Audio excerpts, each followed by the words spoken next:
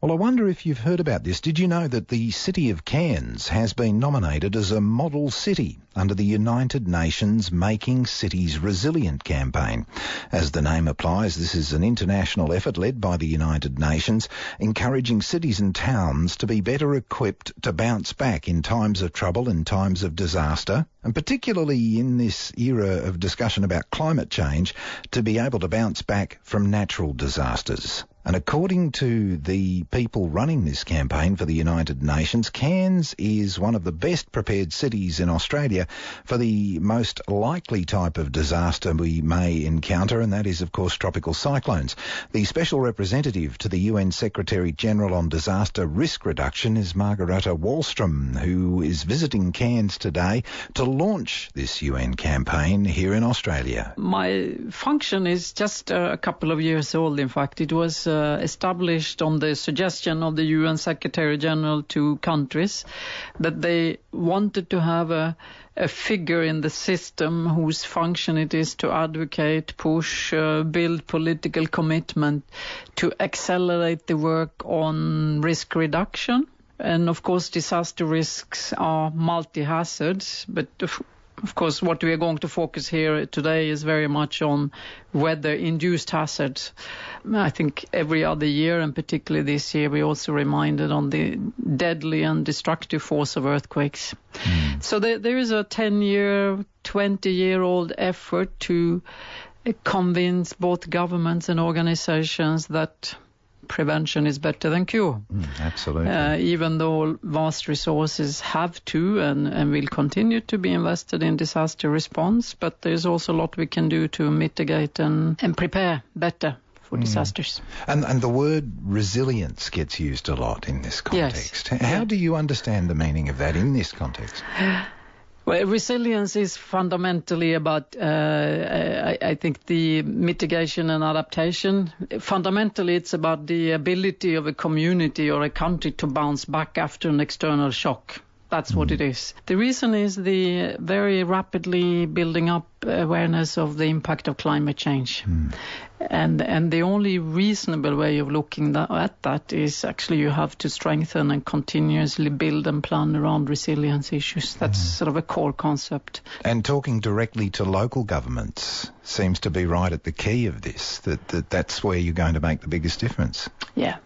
I think the role of national governments, whatever political and administrative system you have, is very significant, but they have also done a lot of work in regulatory, legislative style. Local governments is face-to-face with daily events, face-to-face with their communities. They are the first responders in crisis, and they are the implementers of national decisions. So, of course, turning to local governments, giving more attention, focus, visibility to their dilemmas, their resource base, their ability to act, and also to turn to them and say, we expect you to act, I think has a huge potential for much more action. And I think, you will have seen that in the otherwise not very happy lead up to the Copenhagen climate discussions last year, part of the good news was in fact that many cities and local governments around the world said, we are going for it. We are in control. In fact, cities generate 70% of all emissions globally. So why couldn't cities also then voluntarily decide to control those emissions? And after the not very happy ending of the Copenhagen negotiations, cities have continued to discuss that, and they have just met now in anticipation of the Cancun meeting and say, yes, we are going for a voluntary emissions reduction scheme. As cities, we can do that. So I think the power and the influence of cities and local governments to take a very proactive engagement is enormous, and I think we can see that here in Cairns as well with the approach to disaster management that Cairns is taking is clearly a very proactive and insightful and sort of thinking ahead into the future approach. Margareta Wahlström, who is the Special Representative to the UN Secretary-General on Disaster Risk Reduction, in Cairns today to launch the Australian leg of the United Nations Making Cities Resilient campaign, and her appraisal of the state of readiness in the city of Cairns would be good news, I'm sure, to Cheryl-Lee Fitzgerald, who is the Disaster Management Coordinator for the Cairns Regional Council. Oh, look, it is good to obviously have this type of exposure, but I guess from Cairns' point of view, the fact is we are exposed to varied hazards, so I think it's only prudent that we actually do have a lot of measures in place.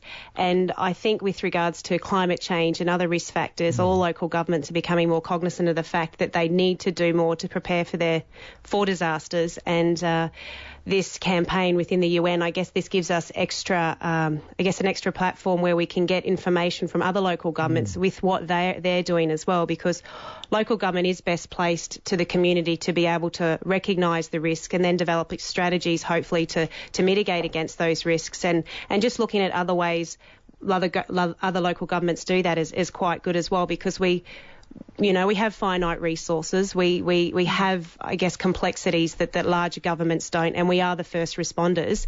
So 9 times out of 10, we're the ones that are responding first, but are also impacted by the risks. So that's why that prior mitigation and preparedness approach is so important, and also where we can in building that community resilience. I did find on the web a checklist of the essentials, the ingredients for making cities resilient. Do you want to talk us through some of those? Yeah, this when we designed the campaign, of course, we talked with cities and local government to say what sort of are important issues. Now, what you will find is that these 10 essentials are very practical, down-to-earth, tried and tested instruments for local planning. It's land use planning, fundamental. All the landslides and urban flooding you see around the world are basically down to lack of urban planning and lack of acting on land use plans and zoning plans that already exist. Urban areas are growing very fast, and even the best intended local governments don't necessarily have the resources to build an infrastructure that suit a very rapidly growing environment. So these development challenges are also core to managing risk.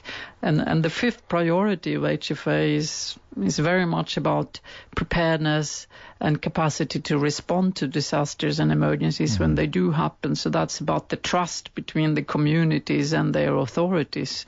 When we look at emergencies in our neck of the woods, it's the cyclone word that is most often discussed. Is that the one that looms as the biggest potential danger?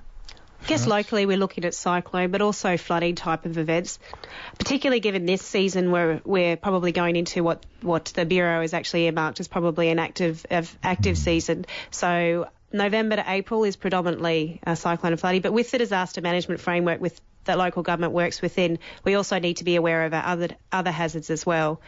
Within this time of year, we look at actually educating the community about what they can do as well, because there is a definite framework that exists between the governments with regards to how they respond to a disaster event. But we also look at engaging the community, because there's a lot individuals can do to actually improve their own personal resilience.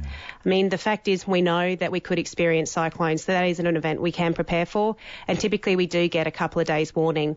So majority of people hopefully would have made some preparations even prior to getting that warning, because a lot of people that have been long-time residents of Cairns have probably experienced a cyclone or a flooding event. So what we do try and do is, when we know that we have events that we can plan for, we do look at having procedures in place to respond to them. Cheryl-Lee Fitzgerald, the Disaster Management Coordinator with the Cairns Regional Council, and we also heard from Margareta Wahlström, who is the Special Representative to the UN Secretary-General on Disaster Risk Reduction, in Cairns today, launching the Australian leg of the United Nations Making Cities Resilient campaign. If you were to type that phrase into your internet search engine, UN Making Cities Resilient campaign, you'll find lots of information about it on the web.